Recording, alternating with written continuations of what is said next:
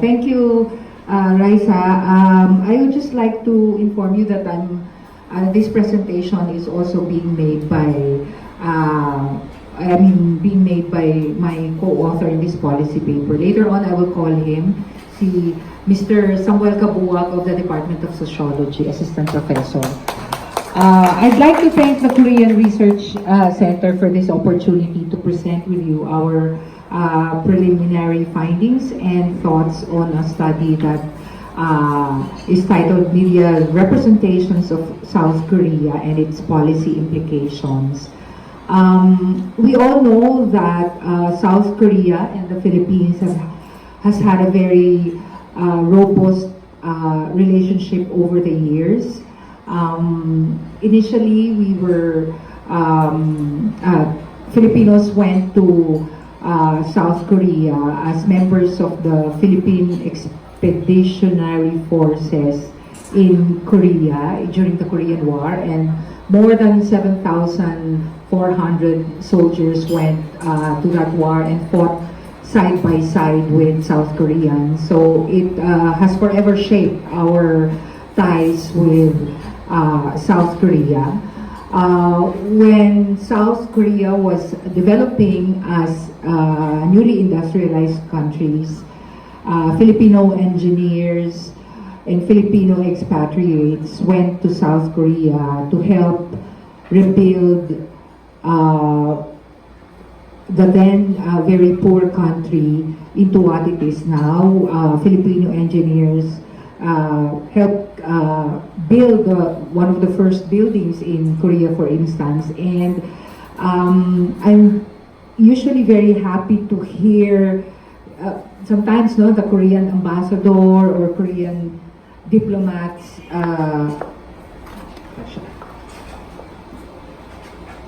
mention these things, no?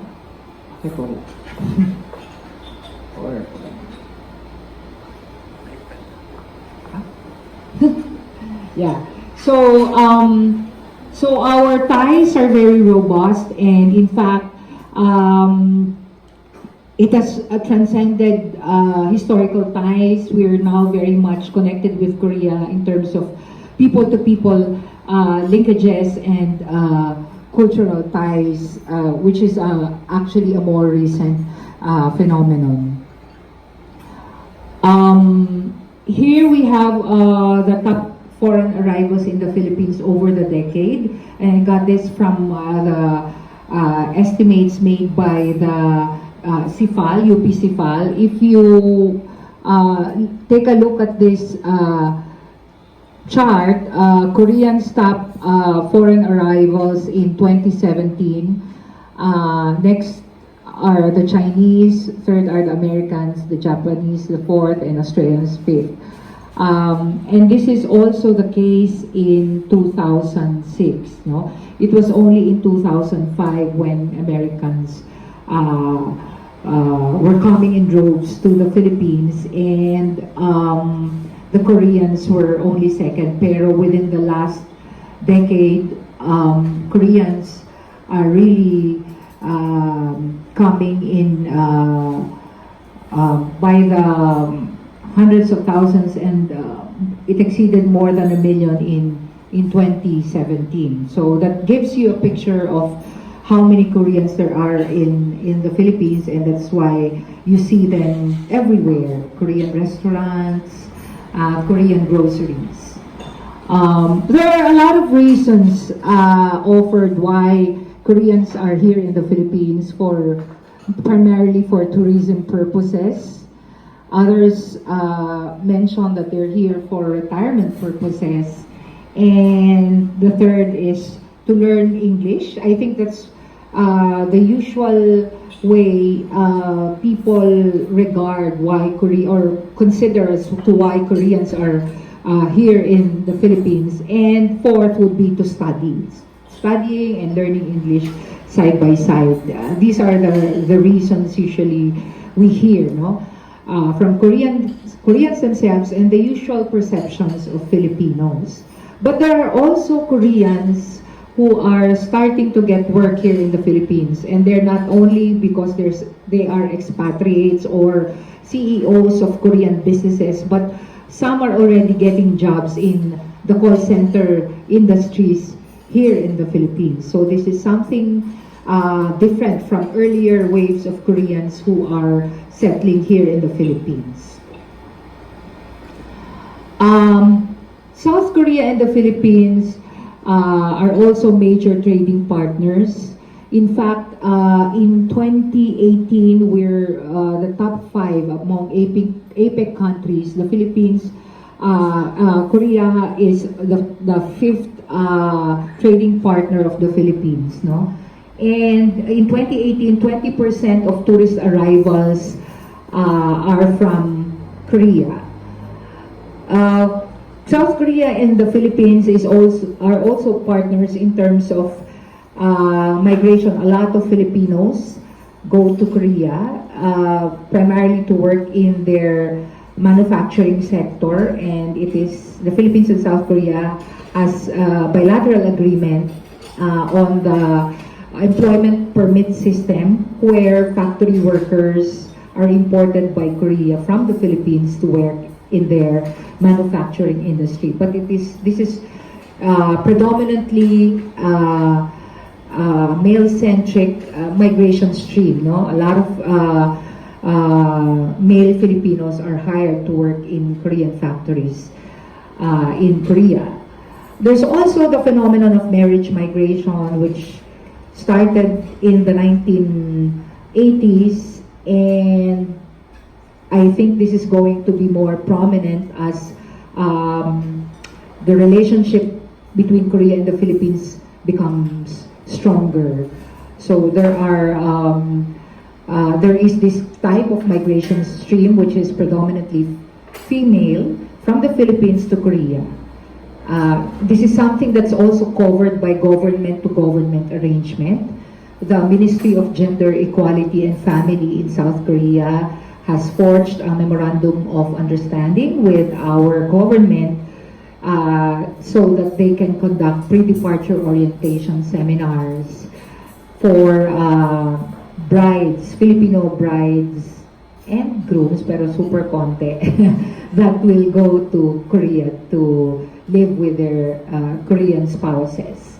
And of course, as mentioned by Professor Capistrano earlier, the Filipinos are super gung-ho with regard to K-pop, Hallyu, and Korean dramas, and also, must I say, Korean cosmetics. No? It used to be that our beauty standards are just very westernized. Now we're looking at how Koreans look at beauty. No, this is something very, very new to us, I guess. So, what is the question that we're trying to pose in this policy paper that Professor Sam and I are doing? It's how is South Korea represented in Philippine media? I think this is very important in the sense that we're always talking about Philippine-South Korea relations, but we're not yet, there's a gap in terms of our knowledge on how is this relationship figuring out in our everyday interaction with Korea in terms of the media being a conduit of information. Because it's not every day that we get to see Koreans or we get to, unless araw-araw kayo talagang nilamon na ng sistema at nanonood ng Korean drama, but at least it's still mediated by media, no? So it's something that I find interesting. So Sam and I sort of collaborated and tried to ask this question by way of looking at media representations of South Korea. What are the objectives of this study? Initially, these are our objectives: to present major themes in which South Korea figures in media reports. Secondly, to provide policy implications and challenges of such representations, mainly because I see media as not a neutral arbiter of information. It's not, information is not innocently portrayed in media media accounts, and this is something that also pushes us, media being an agenda setter, to think about policies, to amend policies, or to even look at societal problems which require policies. So media in that sense is very, very powerful. And also to recommend possible interventions so that these challenges are addressed or met. What is the significance of looking at this question? One is that the Philippines has always been regarded as a migrant sending state. No, in the entire literature on Philippine labor out migration, there's always the case that the Philippines is presented as a quote-unquote model in migration management. But this migration management is only in terms of emigration, meaning Filipinos going abroad. We are not depicted at all as a migrant receiving country, which is, I think, understandable, primarily because of the many or the millions of Filipinos around the world, academics as well as policy practitioners, media, multilateral organizations, and the media itself have been very much interested in this particular phenomenon in which the Philippines has been an active participant. In terms of the academic literature, the portrayal per se of migrant sending countries has always been that sending countries are merely pawns in the entire migration regime, for instance, that they're usually at the mercy of migrant receiving countries. So I guess this is why we have received, or we are not bombarded with information about the Philippines as a migrant receiving country. Next is that, as I said earlier, South Korea and Philippine relations has been there since, as Dr. Alvin Lee earlier mentioned, we are into our 70th year of bilateral relationship, formal bilateral relationship, but we still have to know how is this relationship faring in terms of the information that the media is sharing with the rest of Filipinos. And of course, yeah, we need to also look at how South Korea, for instance, is being depicted in media, particularly news reports. Kasi baka naman iba yung nakikita natin sa mga K-pop or Hallyu na marami na rin mga pag-aaral, but iba rin yung nakikita natin sa news reports. So how is this going to change in terms of our attitudes towards South Koreans that we see here in the Philippines, that we get to interact with, or how is this going to fare in terms of in terms of us perceiving South Korea as a country per se?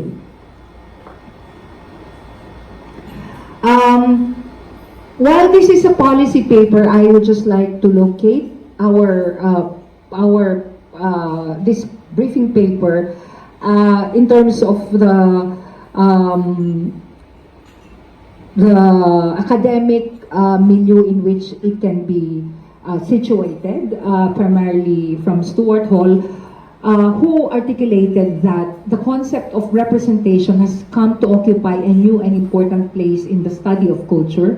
It is an essential part of the process by which meaning is produced and exchanged by members of a culture. It does involve the use of language, of signs and images which stand for or represent things. Secondly, I also borrowed from Apaduray when he articulates the concept of global imaginary, in which he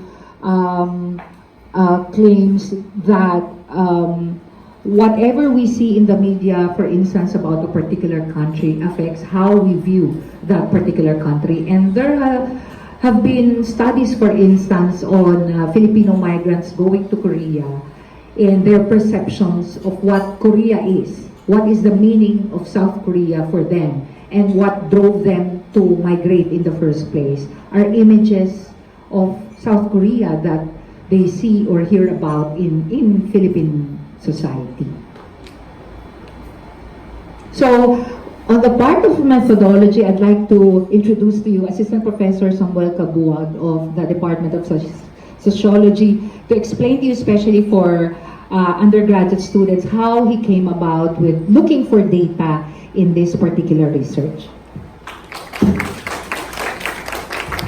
Thank you, Dr. G. Hindi ko po officially promoted, pero pumunta na po. Just clarification. But anyway, so yes, okay. So what we did, no, in getting news reports, no, of South Korea. So we used, no, ABS-CBN news yung website nila, and I looked for those reports mentioning South Korea for the last 5 years. So from 2014, 2018, yeah, so 5 years. So utilize ako ng Google search filter. So yung the website, so it's the what's the yung may laser ba to? Ayan, okay. So ayan. So yung news.abs/cbn.com :South Korea, and then yung search filter, yung date, no? So from January 1 to, for example, January 1 to December 31, 2017. So ganun yung the way of harvesting yung news reports, no? So coding scheme, I use Atlas TI. So yung computer assisted qualitative data analysis software, no? So for coding and analysis, no? So yung the data that will be presented later on are organized by Atlas TI. Okay, so the coding scheme also pertains to mga phrases used in the news reports, no? And as well as yung the topic itself. For example, there's an article mentioning a crime, then the coding is about crime. Ganun yung the way I code the articles. That's how we collected the news reports, and eventually we will try to expand it eventually or whatsoever. Okay? So I will go back to Dr. G. Thank you. Thank you, Sam. Magdidilang ang hell na ako sa promotion mo in the next season. Yeah. Actually, the reason why I got Sam was because Sam just finished his MA. He did Twitter analysis, no? And as well as ethnographic study of yung ALDAB phenomenon. So, ginamit niya yung mga tweets tungkol sa ALDAB. Yun yung kanyang, he studied fandom. So, yeah, bilang bata, kinailangan ko ng bata para maintindihan yung software ng Atlas TI. So, ito yung results, no? Ay, okay. Ayan siya. From 2014 to 2018, here are the things that correspond to the codes generated by Atlas TI. So, aid, official aid by Korea to the Philippines, business, culture, disaster, entertainment, Filipinos in Korea, international politics, Korea-Philippine relations, Koreans in the Philippines, local news, local politics, North and South, politics, science, sports, tourism. Actually, we garnered a total of 210 news articles mentioning South Korea in the past 5 years. So,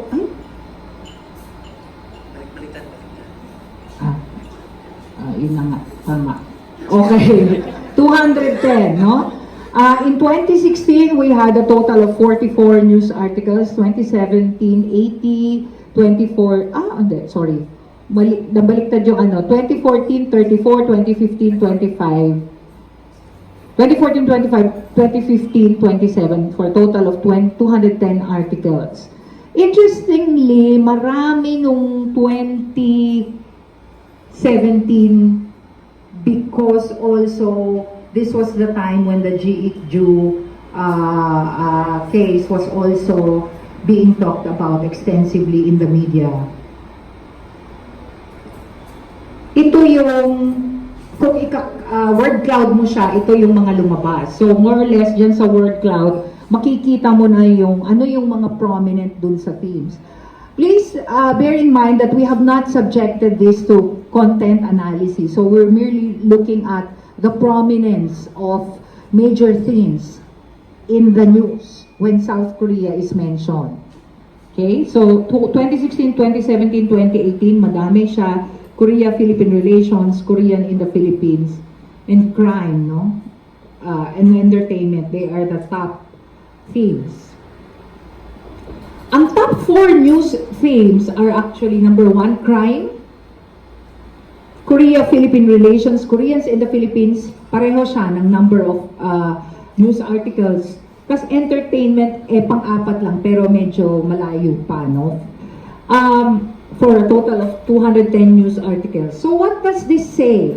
No, of preliminarily, no, if we look at these preliminary findings, what are its implications? Unang-una is that yung South Koreans are also associated with crimes, no? But this is actually consistent with studies on immigrant representation and criminality. And this might also be brought about by the Jew case having prominence in media coverage, no? So yung immigrants or people from other, quote-unquote, as the others, are usually, this is almost the case in many studies on immigrant population in migrant receiving countries. Usually, this is consistent with previous findings of previous studies. Korea-Philippine relations might also be prominent primarily because South Korean president visited the Philippines during the APEC. Duterte also visited South Korea, and his visit generated a lot of media content, primarily when he kissed the Filipino migrant in Korea. And Koreans in the Philippines, it's also it's also understandable because of their visibility, and the media and a lot of Filipinos are curious as to why they are here. But because we have not analyzed the content, we don't know what are the reasons that these media contents offer as to why Koreans are here in the Philippines. Our tentative findings also indicate that entertainment did not figure much, no, and primarily maybe because media reports do not yet or do not cater as much to the Hallyu phenomenon, because of course if we get it from ABS-CBN News Online, baka yung journalistic practice then figures in, like for instance they'd rather look at South Korea as something that has a relationship with the Philippines in a more formal manner compared to entertainment. But this also tells you that the things that we perceive of South Korea are coming from K-pop and Hallyu, and it's different naman when we read the news, diba? So there's something, there's a gap there. Entertainment did not figure much. Okay, Korean aid is almost invisible. Again, this is something for the South Korean embassy to ponder about, and their official development assistance in the Philippines. South Korea, because they already have a COICA here in the Philippines, that's their parang office that deals with official development assistance. We all know that they've been very much active in the Philippines in terms of giving official development assistance, scholarships, yung mga their aid during disasters. It has not, meaning to say, it has not figured much in terms of the news that we got so far. And there are also Korean NGOs that are actually, I think we're planning to visit them, no? Kami ni Miss Be. That are also helping Filipinos here in the Philippines. Mainly, some of them are faith-based groups. So that's something that is not figuring much in media content. And then also there are individuals, philanthropists, who have lived here in the Philippines for quite some time and helping out in other sectors here in the Philippines, in poverty-stricken communities. So these are information that have not found their way in media content. So what are the future activities that we need to do so that we can get more from this endeavor? No? We plan to expand the activities, the media content that we're analyzing for the past 10 years. So that mas maganda yung trend na makikita namin. And we have not content analyzed the specific themes per thematic area. So this is where we will know really, we will get a much deeper picture of how Koreans are and South Korea are depicted in the Philippines. And perhaps to also look at comparison with other countries. In terms of analysis, like for instance, Dr. Capistrano earlier articulated that maybe we can also take a look. In terms of entertainment, sino yung nag-figure much sa news? Diba? Or in terms of relationship between the Philippines, sinong bansa ang ang mas prominent ang pagkaka-portray sa media in terms of frequency of mention in media content. And also yung comparative analysis would also tell us a lot about other countries that mean a lot for us in terms of media content. Again, why is this study important? Because we couldn't get a sense of, since South Korea and the Philippines have had a relationship for the past 70 years, we can get a sense of how their relationship is faring in terms of how South Korea is being portrayed in Philippine media. Secondly, in terms of the fact that we are receiving a lot of Koreans in the Philippines, well, iba yung tourism policy, that's another thing. But for a longer term policy in terms of the Philippines as a receiving country, we're not yet developing our governance infrastructure, no? In terms of policies, in terms of support for migrants coming from other countries who are living here in the Philippines. In terms of comparative analysis, I think that's also very in terms of future studies, how can this particular study inspire other studies? We have had a lot of talk or public discourse recently about Chinese coming in the Philippines to work. I think this is also one thing that can inspire future studies on how China or Chinese are depicted in the Philippines. And also this is something to do also with how we can assess our prejudices, no, against certain countries. We may be, kasi maganda rin na tingnan, are we prejudiced against South Korea or only South Koreans? Are we prejudiced against the Chinese or only China? Minsan magkaiba dun eh. So we will be updating you on a more in-depth account of our findings once we present this in November. So at this point, thank you very much for listening, and I'm happy to share with you some nice policy brief. Thank you.